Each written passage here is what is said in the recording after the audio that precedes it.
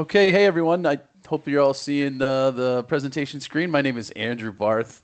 I am the communications manager here at Boulder County Public Works.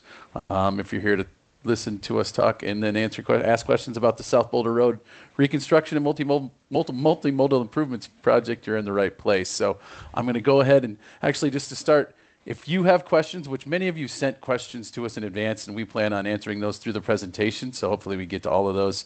A lot of great questions out there. But if you have questions during the meeting, there is the Q&A button that you'll see on your toolbar at the top. You can start filling out your questions right away, and we can answer them as we go, and we will also answer them after the presentation. So I'm going to turn it over to David Thompson, who is the project engineer, project manager for this. David, thank you, and have a good night. Hello, everyone. I am David Thompson, and I am the project engineer with Boulder County Public Works. I would like to introduce my team. First, introduce Kit, who's with OTAG. Kit, all right. Also, part of the team that's here tonight is Steve Tuttle with Fox Tuttle Transportation Group. Thank you, Steve. And without any delay, I will go into the presentation. So this project represents the final phase of a transportation sales tax funded corridor project to address the aging concrete surface on South Boulder Road from east of Manhattan to Cherryvale Road. The first phase was done some time ago from McCaslin to Cherryvale Road. So the key project improvements include replacing the existing trail underpass that connects the South Boulder Creek Trail on each side of South Boulder Road, providing pedestrian and bicycle access and circulation across South Boulder Road at 55th Street. Includes intersection and safety and operational improvements at Cherryvale. Also included is replacing the existing concrete pavement with asphalt. And continuing with the key project improvements, it will include reducing the width of the travel lanes on South Boulder Road within the project limits. And finally, providing a buffer between the roadway shoulder and the outside travel lane. This right here is just a corridor map that kind of highlights the three key improvements I previously summarized at 55th Street, at the underpass, and at Cherryvale. Additionally, and finally, the project will identify opportunities to incorporate low carbon materials into the construction of the project. This to lower the overall carbon footprint of the project. Examples of low carbon materials include warm mix asphalt, concrete, and steel. Right here, what you're seeing is the proposed South Boulder Road cross section. And here you see the travel lanes will be reduced to 11 feet. They're currently 12. And that additional 2 feet that's gained by reducing the travel lanes will go towards providing a buffer between the shoulder and the outside travel lane. Reducing lane widths from typical 12-foot wide widths leads to slower vehicle speeds. Here we're looking at the intersection of South Boulder Road and 55th Street. The project here will install a hawk signal. This to provide circulation and access for pedestrians and bicyclists across South Boulder Road to access either the transit stop or the paths, the soft surface paths are on the south side of South Boulder Road. Here towards your right, I've included a picture of an existing hawk that's on South Boulder Road in the city of Louisville. And this is at the Eisenhower intersection. If you go further east, there's also a hawk on South Boulder Road that connects the neighborhoods, provides access and circulation from the neighborhoods to the Harney-Listoka open space. Here I'm going to have Steve kind of describe more about the turning movements and what will not be allowed and how the hawk is activated. Steve? Thanks, David. And Steve Tuttle with the Fox Tuttle Transportation Group. So the hawk beacon, so most of the time it's dark. There's no signal activated. It's passive. So when a pedestrian pushes the button to cross, the signal will start flashing yellow, indicating that it's going to go to yellow. It'll go to solid yellow, just like a traffic signal, indicating drivers approaching that they need to slow to a stop. And then we'll go red. And so it activates a walk phase for the pedestrian. At the end of that walk phase, which is typically like 3.5 feet per second. So let's say they get 25 seconds to cross. At the end of that phase, when you'd expect the pedestrian would have cleared, the signal then starts to flash red. And in that case, the vehicle needs to stop, but can proceed if the pedestrian has cleared. And so what this is doing is it's reducing the amount of impact that the signal has on roadway traffic when it is activated. After a certain period of flashing red, then it just goes completely dark again. So the idea with the hawk beacon is that it's not as impactful to roadway traffic as like a pedestrian or a full traffic signal would. In this case, a full traffic signal is simply not warranted based on the volumes at 55th. And so the hawk beacon is kind of it's a hybrid solution in between just a crosswalk or an enhanced crosswalk and a full traffic signal. So the other bit, when you do these at intersections like this, for southbound 55th Street, so for traffic that approaches while the pedestrian phase is being activated, what they'll see coming from the south side of the street is an LED sign that lights up only when that pedestrian phase is activated, that tells that person on southbound 55th not to turn right across the pedestrian phase. So it'll be a no right turn on red sign that illuminates when the signal goes active. Thank you, Steve. Continuing, the underpass improvements include increasing the height and the width of the underpass to better accommodate horseback riders as well as other users. Here, the underpass will get an effective width of 10 feet, and the height will be approximately 10 feet high. Here, Boulder County Public Works will partner with the City of Boulder Open Space Mountain Parks to construct underpass amenities, which will include lighting. This slide shows the improvements for the Cherryvale South Boulder Road intersection. And here the existing traffic signal will be replaced with the roundabout. And here I'm going to have Steve kind of talk about the benefits of roundabouts. Steve, if you can fill in here.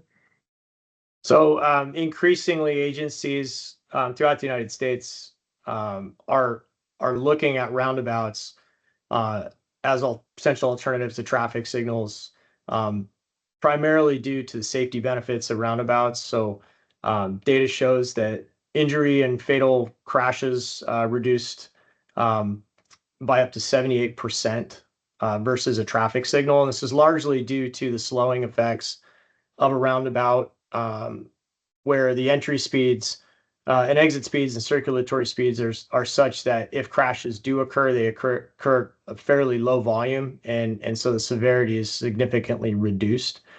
So that's the primary reason that these are being looked at. And the other is sustainability, just in terms of there's higher initial costs to construct them, but over time, the maintenance cost is much lower. And I'd be happy to answer any questions about. I know there were some initial questions about trucks and how trucks and bicyclists and pedestrians would operate these. And so this design shows what is really federal standards when it comes to accommodating pedestrians and bicyclists and accommodating large truck vehicles. So as this notes, it accommodates up to a 67-foot trailer. So these are all things that are really have been looked at over the last 20 to 30 years. particularly the popularity of roundabouts in the last 15 to 20 years. There's a lot of guidance now out there for how these should be designed based on experiences in hundreds of communities that have installed them. Thank you, Steve. And I would like to add that the roundabout includes a truck apron that could be used by larger trucks to navigate around the roundabout. Here is the more of a blow up of the central part of the roundabout. And here bicyclists will have alternatives for navigating the roundabout. Bicyclists can choose to stay in the travel lane and use the travel lanes to go around the roundabout, or they can use slip ramps that will be provided. And so here where you see the arrow, like going around the roundabout is an example of how a bicyclist might use the slip ramp to cross Cherryvale and then cross the west side of South Boulder Road to get to southbound Cherryvale. I would like to point out that the roundabout also provides access as circulation for pedestrians between the two transit stops, and also from the transit stops to the soft surface trails that exist on the south side and east of Cherryvale. Steve, is there anything else we should include in this discussion? I'll just clarify that the bikes can legally use a roundabout either way. Some users, maybe those that are less comfortable on the roadway, would typically use the bike ramps and cross at the pedestrian crosswalks. These crosswalks, per new federal ADA requirements, would need to have the rectangular rapid flash beacon signs, so they'd be activated with flashers to help pedestrians and bikes cross at the crosswalks. But we would expect that more experienced and comfortable riders, they'll typically stay on street and travel through the roundabout as a typical vehicle would. And they often find that it's fairly comfortable because of the slower speeds. The entry speeds of these roundabouts would be about 25 miles an hour on the entry speed, and typically around 15 to 18 miles an hour circulating through the roundabout, and then back up to 25 to 30 miles an hour exiting the roundabout, just to give you a sense of that. So that's where a lot of bicyclists are comfortable and would prefer to be in the roundabout. Thank you, Steve. So here, the roundabout came about as the preferred alternative. And this was identified in an intersection improvement analysis, benefit to cost analysis that was done by OTAC.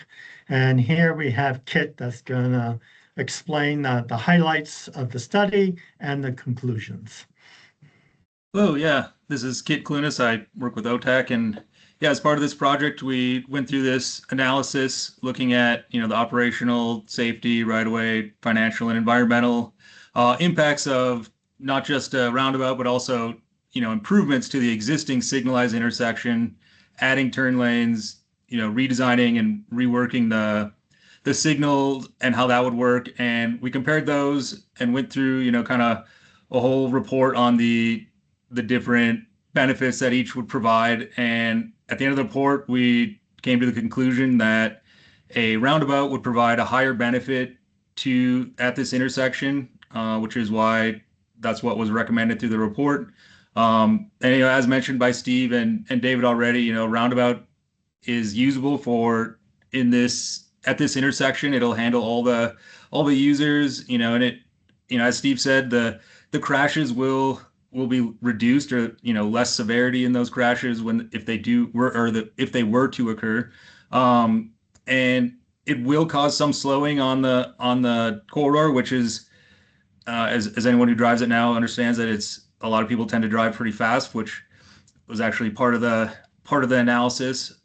And we felt at the end of the report that it recommended a roundabout would be the alternative that we should use. Thank you, Kit. So Public Works had the OTAC report looked at by another consulting firm, a peer review, if you might say. And the conclusions there were the same as OTAC, that the roundabout provides the higher benefit and is the preferred alternative for the Cherryvale South Boulder Road intersection.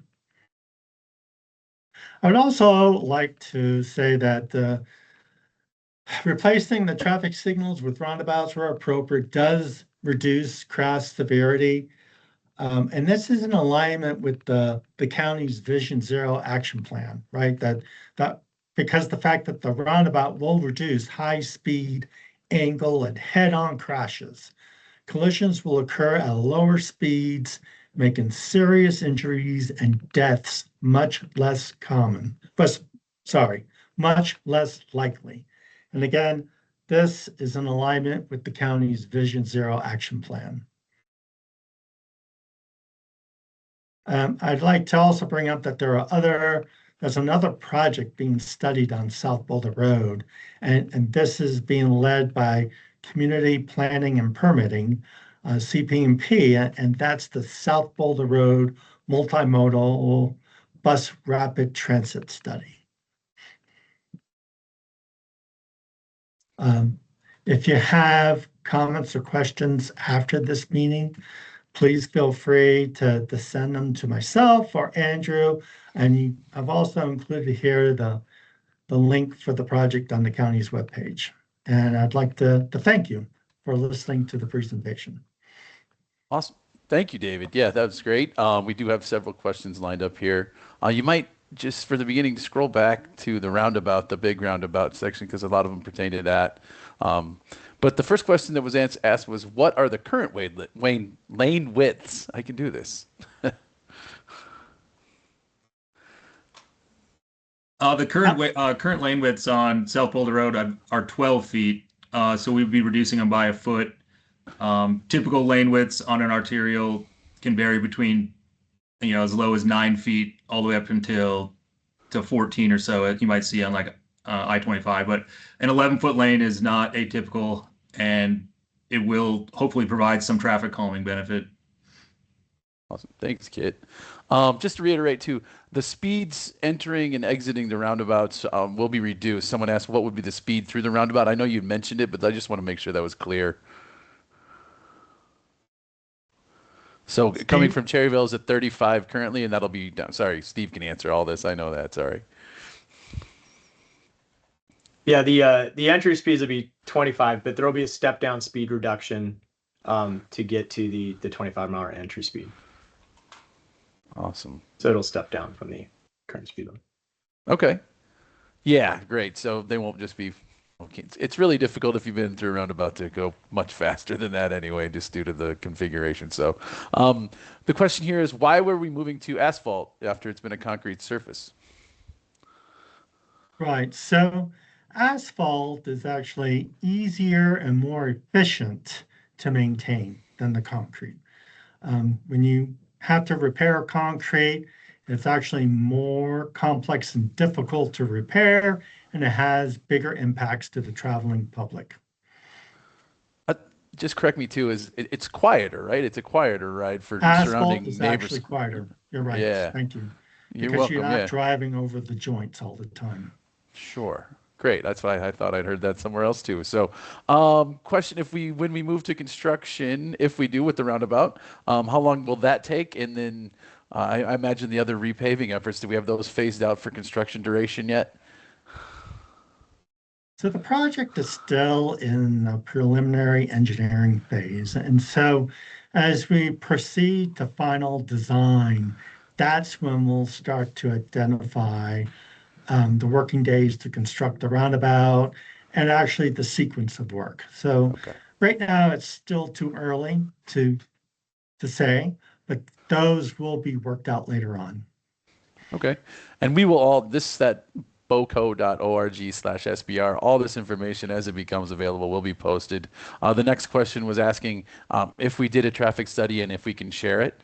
I know we did one, and we can absolutely share that on the webpage. The webpage will be totally revamped after this meeting with FAQs and some of the documents and this presentation and a recording of this presentation this evening. So you'll see new things there. But we do have a traffic study available, correct? Just if I'm not overstepping. Right. So we actually, Fox Tuttle did what was called a traffic memorandum. Okay. So correct me if I'm wrong, Steve, but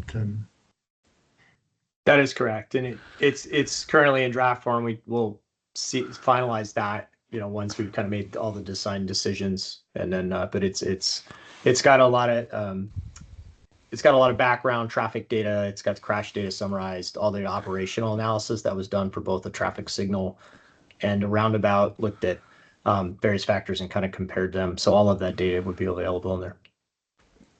Good segue, because the next question was how many crashes have Yep. occurred and with what severity? I used to saw those, so yeah. Well, we looked at a 7-year crash history from 2018 through 2024. Yeah, the non-intersection crashes, there were 13 crashes in the corridor, 5 involved injuries. So these are in just outside of the 55th and the Cherryvale intersections, so just in the main run.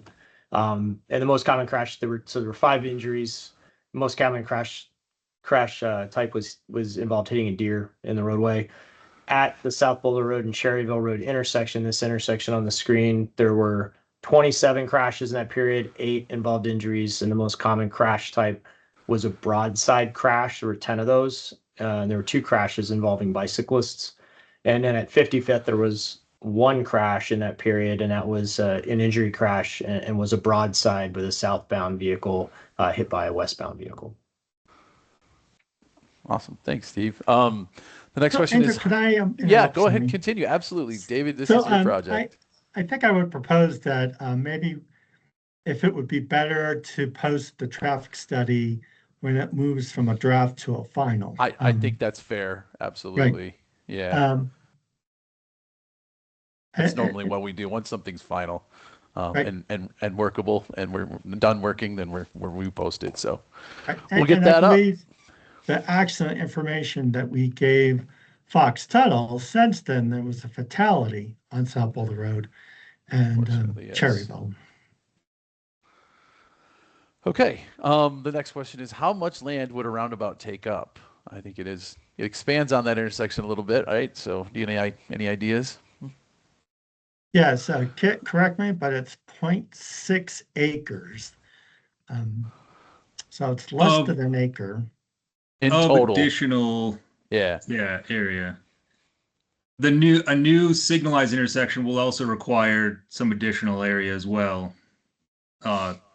If that was in that situation, yeah. Okay. So 0.6, so 6/10 of an acre. Well, of additional land would be needed Right. to build the roundabout. Okay. And you would involve like all 4 corners would need some sort of land taken, correct? It's not just one side or the other, or is that, do we Right. know that? Yeah. We don't know that yet, but most of the land that's needed would be from the city of Boulder Open Space Mountain Parks. Okay. But I would also add what Kit just said, that even to improve the intersection would have required additional right-of-way as you start providing dedicated bike lanes and, through the intersection. Okay. And, This is I don't know if it'd be better to maybe have a comparison between the two to show that, just so. we could probably do, once the things are finalized tight, we could probably do like an Okay. overlay, right? Yeah, like Sure. that shows. I mean, that's something I've seen. So, but that's down the road a little bit. Yeah, we're working on designs here, so if we can get that out and we can share that when it's available. Right. The question here is, have you looked at smart light technology? I just making sure smart. You know what? I'm not sure what that's referring to. Anybody? I'm thinking it probably means like adaptive signals, which adapt the signal timing based on real-time traffic flows. I believe that would be what it is, and that would definitely be something that hopefully be considered at a intersection that has a high level of congestion that kind of changes throughout the day. So I think if there was a signalized, if this was going in as a traffic signal, that would certainly be something that could be looked at. It certainly, especially with AI, it is evolving very quickly in terms of making traffic signals more efficient to operate. Unfortunately, they still don't. That still doesn't address the broadside and the crash concerns Sure. for safety. Great. Next question is, how about current versus proposed shoulder widths? What are we looking at there? So on South Boulder Road, the existing width of pavement will not be changing. The reduction in travel lane width those gains will be going to the shoulders essentially. Through the intersection here, as you get on, if you go to the other slide of the bigger roundabout, you can see we are widening out the shoulders as they approach the intersection, but only to the extent as we can reach during this project. But the actual shoulder widths on South Boulder Road will be wider, and we're gaining that from reducing the travel lanes. Right, but I would point out the kit is including the buffer, right? Oh, yeah. And so, The buffer Yeah. being the gap between the shoulder and the travel way? Is that? right, so that's Yeah. the separation between the outside lane and the shoulder, right? So the buffer is being shown at 3.5 feet. So you could say that the shoulder is approximately getting reduced by 1.5 feet, right? Because that's going to go into the buffer. Is that correct? Yeah. But again, it's just painted. That there's not going to be any real separation. It's just a comfort for the cyclist. Follow up on the buffers. Any thought of putting rumble strips on the buffer zone? And there are examples of distracted drivers veering into bike lanes. Would a painted buffer create awareness? Yeah, kind of to continue what I was just saying, that is something that could be looked at in the future. We're just going to be painting the buffer area at this point. And yeah, let me circle back on that one because I think that's a good question, and I think it'd be better if we get back to you because I explored that earlier, and I believe there's restrictions about rumble strips close to residential homes. But I think that's a good question, and I think that's worth following up on. Andrew, I want to make sure there was a kind of a follow-up question to the lane widths one. There was a sure. comment in there. Yeah. There was a comment. I've had a number of encounters with cars entering the roundabouts on Balsam and Edgewood higher than 25 miles an hour. So to clarify, those are traffic circles. Those are not roundabouts. They are a speed mitigation device in a neighborhood, kind of retrofitted into a typical square intersection. And so modern roundabout, this is a modern roundabout design where the geometrics of this are much different, and it would not be possible to drive this at those speeds. In fact, one of the checks that we have to do as part of like federal guidance on design of roundabouts is what's called a fastest path calculation, and it is very detailed in terms of we want to make sure we can accommodate that big truck, but everything's tight enough so that a single vehicle, somebody in a Porsche, for instance, even if they ignore the lane lines, can't drive through these at a high rate of speed. And so that's a very critical, important part of roundabout design. All right. The next one, it's a general, why here, why now? I don't, if somebody can field that. I mean, this intersection's been looked at for improvements for quite some time, right? So Yes. yeah. And so again, this is the final phase of a corridor project, right? To replace the aging concrete pavement. And so as that project started, the corridor was looked at for additional improvements.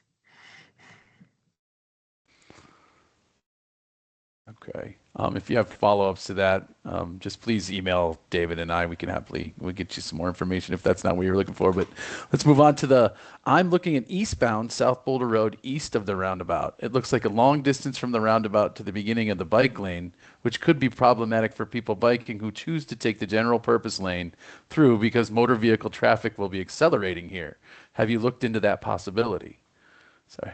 That's a great comment, and it's because of the bus pad there and the bus stop there, and so the idea is to get it past that. But that is something that could be looked at and refined in the design. This is fairly conceptual, but the reason that it is happening later is because of it's trying to clear the bus ramp there. Right. And then back to the asphalt surface. If the asphalt is better than concrete, why did the county move from asphalt to concrete in the first place? What was the justification for that change back when South Boulder Road was built in those times? So I don't know because I wasn't yeah, there. that's again, I've been here for you know, 14 years, and I know, yeah, that's we can ask some of the other engineers, Sure. but yeah, But if you look at the county as a whole, the majority of the roads are asphalt.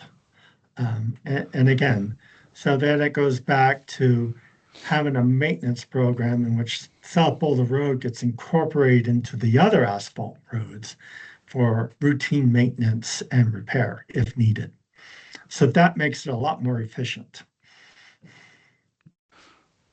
great. Yeah, there's another. The next one is just about education about the use of roundabouts, and I definitely agree. I know there's been plenty of resources produced by the federal government, local jurisdictions who've installed roundabouts, and we would definitely continue that campaign if we were to install this roundabout within the county. That would definitely be something I would work with the commissioner's office and as such. That would fall on my shoulders, and I could see the value in that right away. Just making sure everybody knows how you yield to the left, and especially the bike and the pedestrian paths and everything. So we definitely want to make sure everybody's up to speed on that, and we would if this goes to construction. Dr. Cog recently did a study on South Boulder Road corridor, and to my recollection, upgrading this intersection and the underpass was not near the top of the list or the recommendation. Why invest in this relative to the more highly recommended improvements, such as a separated multi-use paths? Well, a separated multi-use path was not in the scope of this project. And I am aware of the Dr. Cog study. But again, I'll turn my light back on here in a minute. The 8x8 underpass needs to be replaced. As far as providing comfort and better access and circulation. Again, the scope of this project is a reconstruction project. But the improvements here does not preclude future studies to look at multimodal access and circulation across the corridor. Can I just take a minute to turn on my light? Yeah, you're not on camera, so that's okay. you need to do it. You just do what you do. I've just got the roundabout photo up still. Somebody asked if we could move back to the contact slide, just to make sure they get that information written down, that last slide you had, David. So Sure. Want to go to the last slide? yeah, and then just making sure I get to we're sharing the email and thank you. My concern is without a light there will be no breaks in traffic. We make a left turn onto South Boulder Road from Barcelona, and I am concerned that the left turn will become much more difficult. Has that been studied? So traffic usually, I wouldn't back up that far is what I'm to Barcelona, right? I mean, that's Well, I think that's what not they're anticipated. Yeah, sorry, I might be wrong here. well, I think what they're asking is without a stoplight to provide brakes in traffic, if traffic is heavy, are you gonna be able to make a turn at an intersection further down the corridor? Yep. Yeah, that's what I understood. Yeah. And that's it. And if I'm correct, Barcelona it's way up the hill, right? That's almost to McCaslin, I believe. From looking at the map. Yeah. And I that's like typically at a half mile, a platoon of vehicles kind of falls apart. So I don't think there will be much difference with the roundabout versus a traffic signal in terms of traffic flow from that distance. I'd argue that location was closer to McCaslin, and that signal, which would have more of an impact on that location. But I wouldn't expect that that accesses upstream or downstream would see much of a difference. The next, where and when did the roundabout idea come in? I don't remember it coming up in any county survey, et cetera. Now it seems to be all decided. I think it was their cost benefit analysis really that right? That's kind of where Right, the, it was yeah, the intersection alternatives report. I there. included the BCA. And there, and again, I'll let Kit kind of summarize it rather than me. Um, Yeah, that was added to this project to look at a roundabout to see if that would provide, be a better option at the intersection. And after our analysis, that is what we had come to the conclusion of. So, and again, yeah, this is not fully decided. We commit, this all would go through several more rounds of design. We look at costs, overall timeline. We have, find funding, everything on this. So there's still a lot of steps. We're at this early 30% junction here where we just get a good picture of what's happening to make sure it is actually feasible, and doable. So correct me if I'm wrong on that, but I just want to make sure that nothing is a done deal until we actually break ground anywhere. That's always what I've said. So I've seen plans change up to the last minute. so that is true, but I would say that that's the alternative that we are going forward with. Yeah, So, exactly. Um, We have a question about who would use the bus stops. Do we have any data on people that are riding from those spots now, or like boardings? I don't have the data Yeah, we handy. could get that boarding though. We can get that Yes. boarding data for sure. And I know I've ridden the bus on that route, and I know people do get on and off there. And if you build a correct pad in a better place, more people do use them. Is what we've data everything shows. So Yeah, it is worth noting there are existing stops at those locations now. yeah, exactly. But So I would also add that I believe that those stops will be looked at as part of the BRT study that's being done for the corridor. yeah, the overall bigger corridor picture. Correct, Yeah, right. sure. Okay. Um, I don't see any. Steve, did you catch any more comments that were thrown up that I missed? Or Kaylee, did you see any? I think we've covered every question that I've. Just making sure I'm not missing anything. Yeah, that's the one. So anything to add? I just, this is, we've run out of questions. So I'll say too, this recording will be placed online. If you know anybody that you'd like to show it to, or somebody missed it, this will be available on the project webpage. The webpage will also get these questions. We'll add some of these as frequently asked questions, because we did get several questions asked by people prior to the meeting as well. So we'll create those updates. So we'll look for those, we'll share more information as this project, moves into different phases. But the project webpage right now is the greatest place for information. Right. And I would also like to say, we will get back to the individual who asked the question about the rumble strips. Rumbles. Yep, I got that That noted. is a good question. And as we finalize the traffic memorandum, as we move from preliminary to final design, that will be put on the webpage too. Absolutely. And I say that because that won't happen overnight. No, that's going to take some time to finalize. That's a good Right. point. Great point. But if anything comes up, after we close this out, and you got David's email, my email, we're always here to help answer questions and talk more. So don't hesitate. If that's all I'm seeing still. So Wait, we did get one more. Oh shoot! Somebody's where you taking a at? question. Go ahead. I didn't see it.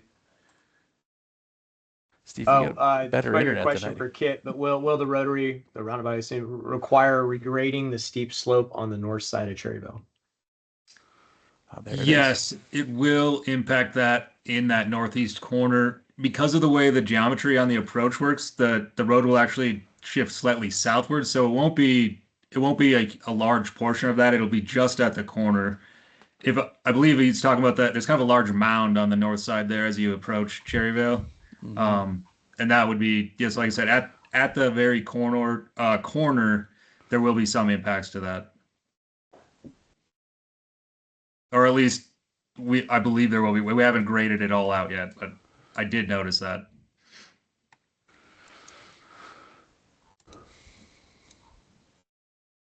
Okay, just think that's all. I mean, give it another minute here, I guess. But I just also thank David and Kit and Steve for being here and helping with this great presentation. And don't don't hesitate to reach out if you need to know more. So I think with that we will wrap it up. I'm not seeing anything else, so it looks like people are leaving the room. So thanks for everything. Have a good night. Is there a chance that Kit and Steve could stay on so I could talk to them? I think you might want to jump on a different Okay. this channel. Try to make a Teams call otherwise. So you're right. this will close because it is recorded. Yeah. Very good. Thank you Yeah. for being articulate. You're welcome.